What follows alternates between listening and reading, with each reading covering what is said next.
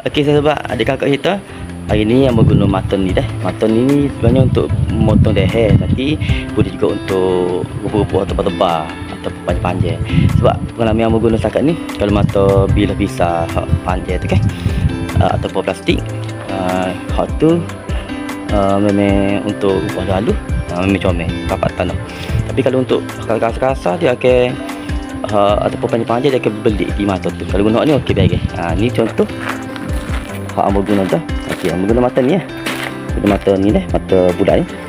Okey, mana rupa hak gini kan? Hak tebal-tebal gini. Dia akan jadi molek lah. Akan jadi. Hak ni pun kalau kita guna mata bilah pisau tu dia akan belik di mata tu. Kalau hak ni baik. Okey. Ni pun sama juga. Kita guna mata ni nanti dia akan jadi comel lah. Macam dengan mata bilah ataupun mata plastik tu boleh guna untuk ibu apa gini. Comel dia akan rapat tanah.